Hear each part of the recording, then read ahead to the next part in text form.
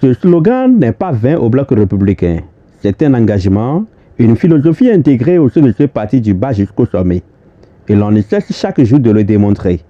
Ensemble pour des victoires plus grandes dans la 23e circonscription électorale, c'est sous ce credo que les leaders BR de cette circonscription électorale se sont retrouvés ce samedi 19 mars 2022 à la Maison du Peuple de Djidja pour un symposium sur le militantisme politique organisé en un atelier scientifique pour renforcer l'engagement des militants à la base. Votre détermination, chers camarades, a permis à notre parti de confirmer sa présence dans le département en prenant la tête de 5 communes sur les 9 et 4 députés sur les 8. En 2019, on a fait le 8e et en 2020, on a fait le tiers et en 2021, on a fait le quart. En 2023, on fera le plein. Nous allons boucler la boucle en 2023. Nous faisons tous les efforts qu'il faut pour hisser très haut notre parti, le Bloc républicain. Je crois que c'est la crème de la crème du Bloc républicain de la 23e circonscription électorale qui se retrouve ici pour mieux vivre ensemble. Venu appuyer l'initiative de ses frères de la 23e, le ministre Hervé Khome a évoqué le combat du BR pour plus d'élus non seulement dans la 23e, mais aussi dans tout le pays, afin que la dynamique engagée depuis 2016 continue, car tous les chefs-lieux des communes de notre département sont reliés par des routes bitumées. Je suis venu ici à Djidja sans poussière. Je vais à Banizou sans poussière.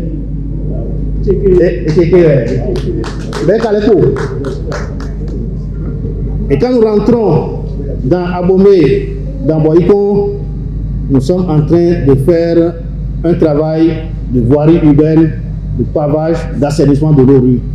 Tout ça pour vous dire que nous avons l'obligation de soutenir le chef de l'État. Nous avons l'obligation d'enraciner le Bloc républicain qui, les jours à venir, les semaines à venir, les mois à venir, constituera la première force politique du pays.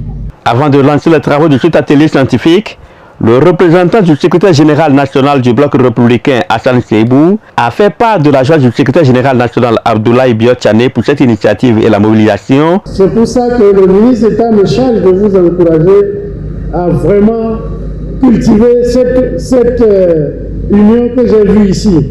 J'ai de la peine même à dire que je vous appelle à l'union parce que ce que j'ai vu, on ne peut qu'être unis avant de faire ce qu'on est en train de faire.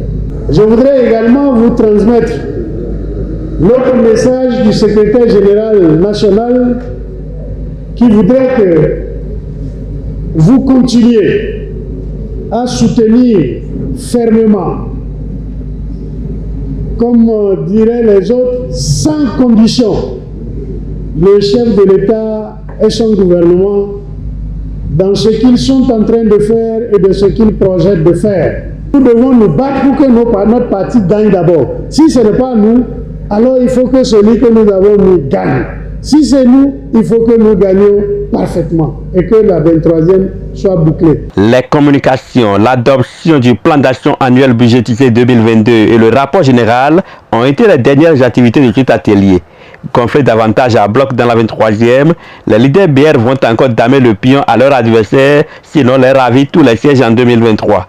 Quelques participants se prononcent. Comment nous allons nous préparer pour aborder les élections législatives prochaines? C'est ce qui nous a réunis ici. Vous n'êtes pas sans savoir que le Bloc républicain a quand même un parcours éloquent dans la 23e.